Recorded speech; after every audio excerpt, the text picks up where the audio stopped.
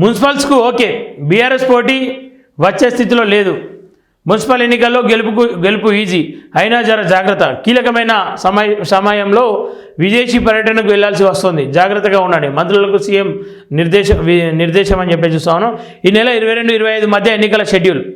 మంత్రివర్గ సమావేశాలు మాట్లాడుతున్నాం ముఖ్యమంత్రి రేవంత్ రెడ్డి అని చెప్పి చూస్తా ఉన్నాం. వచ్చే నెలలో నిర్వహణకు కేబినెట్ నిర్ణయం, మేడారంలో సమావేశం, కీలక నిర్ణయాలు. 2027 గోదావరి పుష్కరాలకు ఏర్పాట్లు. మెట్రో 2వ దశ భూసేకరణకు పచ్చజెండా. 2787 కోట్లు కేటాయించాలని నిర్ణయం. పోలీస్ కమాండ్ కంట్రోల్ సెంటర్ నుంచి శిల్ప లేఅవుట్ వరకు హై లెవెల్ బ్రిడ్జి నిర్ణయాలను వెల్లడించిన పొంగులేటి అని చెప్పి చూస్తూ ఉన్నాం. ఇక్కడ ఏంది, రాష్ట్రంలో మున్సిపల్ ఎన్నికల నిర్వహణకు మంత్రివర్గం గ్రీన్ సిగ్నల్ ఇచ్చింది. ఫిబ్రవరిలో ఈ ఎన్నికల జరపాలని నిర్ణయించింది. ఆదివారం ములుగు జిల్లా మేడారంలో సీఎం రేవంత్ రెడ్డి అధ్యక్షతన మంత్రివర్గం సమావేశం పలు కీలక నిర్ణయాలు తీసుకుంది. కేబినెట్లో నిర్ణయాలను మంత్రి పొంగులేటి శ్రీనివాసరెడ్డి మీడియాకు వివరించారు. సహచార మంత్రులు కోమటిరెడ్డి వెంకటరెడ్డి, ధనసరి సీతక్కతో కలిసి ఆయన మీడియాతో మాట్లాడారు. చరిత్రలో ఎన్నడూ లేని విధంగా 27వ మంత్రి మండలి సమావేశం. సమ్మక్క సారలమ్మ 13 పేజీలు ఉంది. ఏదేమైనప్పటికీ మున్సిపల్కి సర్వం సిద్ధం అని చెప్తా ఉన్నారు. ఇక అన్నీ సిద్ధం చేసుకొని అయితే పెట్టుకుర్రు. ఎందుకని చెప్పేసి అంటే రేవంత్ రెడ్డి అంట ఈ సమయంలో బయటకు వెళ్ళాల్సి వస్తూ ఉంది, జర భద్రం మీరు అని చెప్పేసి ఇక వీళ్ళకి చెప్తా ఉన్నాడు. మరి మంత్రులు ఎంత భద్రంగా ఉంటారో చూడాల్సిన అవసరం ఉంది. ఇక గెలుపు ఖరారు చేసుకురు వాళ్ళే. ఓట్లు వేసినా వేయకుండా మనం గెలుస్తున్నాం, అధైర్యపడకండి కానీ జాగ్రత్తగా ఉండరు అని చెప్పి చెప్తా ఉన్నాడు. కానీ మన ప్రభుత్వంలో ఎట్లా ఉన్నారు, బీఆర్ఎస్ పోటీ ఇచ్చే స్థితిలో లేదు. ఇక్కడ మిగతాది ఉంది. ఓకే, మున్సిపల్ ఎన్నికల్లో బీఆర్ఎస్ ఏమాత్రం పోటీ ఇచ్చే పరిస్థితులు లేదని, పంచాయతీ ఎన్నికల తరహాలోనే ఇప్పుడు సునాయాసంగా గెలుస్తామని మంత్రివర్గ భేటీలో సీఎం రేవంత్ రెడ్డి పేర్కొన్నట్లు తెలిసింది. అయినా సరే అప్రమత్తంగా ఉండాలని ప్రతిష్టాత్మకంగా తీసుకుని పనిచేయాలని స్పష్టం చేసినట్లు సమాచారం. మున్సిపల్ ఎన్నికలు జరుగుతున్న కీలక సమయంలో తాను విదేశీ పర్యటనకు వెళ్లాల్సి వస్తుందని, ఎన్నికల వ్యవహారాలన్నీ జాగ్రత్తగా చూసుకోవాలని దిశానిర్దేశం చేసినట్లు తెలిసింది. హైదరాబాద్, సికింద్రాబాద్ మినహా మిగతా 15 లోక్సభ నియోజకవర్గాల పరిధిలో మున్సిపల్ ఎన్నికలు జరుగుతున్న నేపథ్యంలో ఒక్కో మంత్రి ఒక్కో లోక్సభ స్థానం బాధ్యతలను సీఎం అప్పగించారు. 14 మంది మంత్రులు 14 మంది లోక్సభ సెగ్మెంట్లో పోగా మరో సెగ్మెంట్ బాధ్యతలను ప్రభుత్వ సలహాదారు సుదర్శన్ రెడ్డికి అప్పగించారు.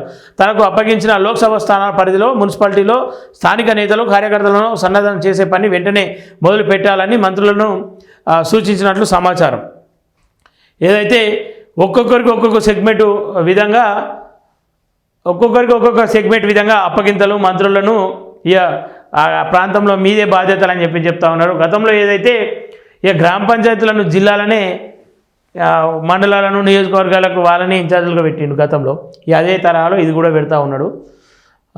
సలహాదారు సుదర్శన్ రెడ్డికి అప్పగించిన లోక్సభ స్థానాల పరిధిలో మున్సిపాలిటీలో స్థానిక నేతలు, కార్యకర్తలను సన్నద్ధం చేసే పని వెంటనే మొదలు పెట్టాలని మంత్రులను సూచించినట్లు సమాచారం. మంత్రి ఉత్తమ్కు నిజామాబాద్, కోమటిరెడ్డి వెంకటరెడ్డికి మల్కాజిగిరి, తుమ్మల నాగేశ్వర్కు కరీంనగర్, ఎవరెవరు ఏ సెగ్మెంట్ బాధ్యతలు తీసుకోవాలనే జాబితాను కేబినెట్ భేటీలో అందజేసినట్లు తెలిసింది. ఓటర్ల జాబితాను, రిజర్వేషన్ల ఖరారు వివరాలను రాష్ట్ర ఎన్నికల సంఘానికి అప్పగించిన నేపథ్యంలో ఈ నెల 22 నుంచి 25 తేదీ మధ్య 116 మున్సిపాలిటీలు, 7 కార్పొరేషన్లు ఎన్నికల షెడ్యూల్ విడుదలయ్యే అవకాశం ఉందని, ఒకే విడతలో ఎన్నికలు జరుగుతాయని మంత్రివర్గంలో చర్చ జరిగినట్లు సమాచారం. ఒక దేవాదుల ఎత్తిపోతల పథకం 3వ దశపై కీలక చర్చ జరిగినట్లు సమాచారం. 3వ దశ 2011 నుంచి పెండింగ్లో ఉందని, గత ప్రభుత్వం ఉద్దేశపూర్వకంగానే ఆపిందని మంత్రులు సీతక్క, కొండ సురేఖ ప్రస్తావించినట్లు తెలిసింది. తొలి 2 దశల్లో పెద్దగా ప్రయోజనం కలగలేదని, 3వ దశ అంచనాల సవరించి వెంటనే పనులు చేపట్టాలని కోరినట్లు సమాచారం. ఈ ప్రతిపాదనలను పరిశీలించగా అధికారులు సీఎం ఆదేశించినట్టు సమాచారం. మొత్తంగా కేబినెట్ ఎజెండాలోని 15 అంశాలు అప్పటికప్పుడు భేటీలో ప్రస్తావనకు వచ్చిన 7 అంశాలు కలిపి మొత్తం 22 అంశాలపై మంత్రివర్గం చర్చించి నిర్ణయాలు తీసుకున్నట్లు తెలిసింది. మెట్రో 2 దశకు భూసేకరణ చేయాలని చెప్పేసి, అలాగే 2787 కోట్లు కేటాయించాలని చెప్పేసి ఆలోచనలు ఉన్నట్లు తెలుస్తూ ఉంది. వీళ్ళు కూడా వాళ్ళకు వినతి ఇచ్చే ప్రయత్నాలు చేస్తూ ఉన్నారు. 2వ దశ ముందు ఏదైతే మెట్రో 2వ దశ అని చెప్పారో, మరి ఆ 2వ దశ బ్లూ ప్రింట్ గతంలో ఇచ్చిన విధంగానే ఉంటుంది, మన మార్పులు చేర్పులు ఉండబోతా ఉన్నాయని చెప్పేసి కూడా క్లారిటీ ఇవ్వాలి.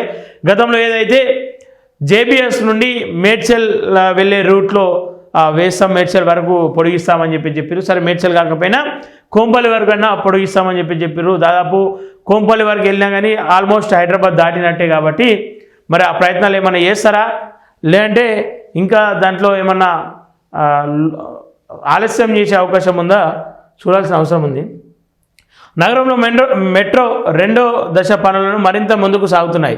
ప్రాజెక్టుకు సంబంధించి కావాల్సిన భూసేకరణకు వడివడిగా అడుగులు పడుతున్నాయి. ఆదివారం రాష్ట్ర మంత్రిమండలి సమావేశంలో ఈ అంశాన్ని చర్చించి ఆమోదించారు. వాస్తవానికి రెండో దశ పార్ట్ ఏ పార్ట్ బి కలిపి మొత్తం 162 కిలోమీటర్ల చేపట్టాలని నిర్ణయించి గతంలో జరిగిన కేబినెట్ భేటీలోనే ఆమోదం తెలిపారు.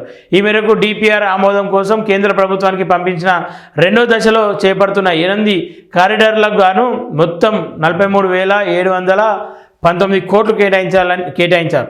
కేంద్ర రాష్ట్ర ప్రభుత్వాల సంయుక్త ఆధ్వర్యంలో ఈ పనులు చేపడుతున్నారు.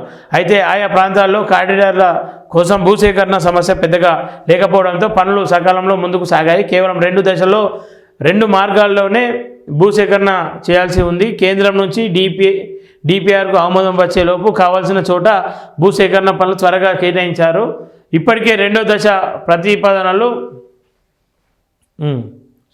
పనులు త్వరగా చేయాలని తాజాగా కేబినెట్ భేటీలో నిర్ణయించారు. 2,787 కోట్లు కేటాయించారు. ఇప్పటికే రెండో దశలో ప్రతిపాదన ఎంజీబీఎస్ చంద్రాయన్ గుట్ట మార్గంలో 65% భూసేకరణ పూర్తయింది. తాజాగా కేటాయించిన నిధులతో ఈ పనులు మరింత ముందుకు సాగుతాయని చెప్పేసి ఆశిస్తున్నట్లు చెప్తా ఉన్నారు. సరే ఏదేమైనప్పటికీ మెట్రో కావాల్సినటువంటి భూసేకరణ చేయాలని చెప్పేసి వాళ్ళు భావిస్తూ ఉన్నారు. మరి ఆ పనులు ఎప్పటి వరకు అవుతాయి, మరి త్వరగా అయిపోతాయా, ఇప్పుడు మళ్ళా అలా సమయంని ఎక్కువ వేసి ఏదో ప్రజలను ప్రలోభపెట్టి మున్సిపల్ ఎన్నికలు దాని తర్వాత జిహెచ్ఎంసీ ఎన్నికలు వస్తున్నాయి కదా, ఆ దిశగా ఏమన్నా గాలం వేస్తూ ఉన్నారా అని కూడా ఆలోచించాలి.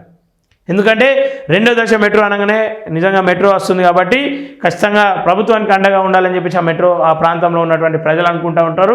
సో జిహెచ్ఎంసీలో ఎట్టకేలకు మాకే అవకాశం వస్తుంది అన్న ఒక్క ఆలోచన కూడా ఉండే అవకాశం లేకపోలేదు. ఖచ్చితంగా అదే ఆలోచన అని చెప్పనీకి లేదు.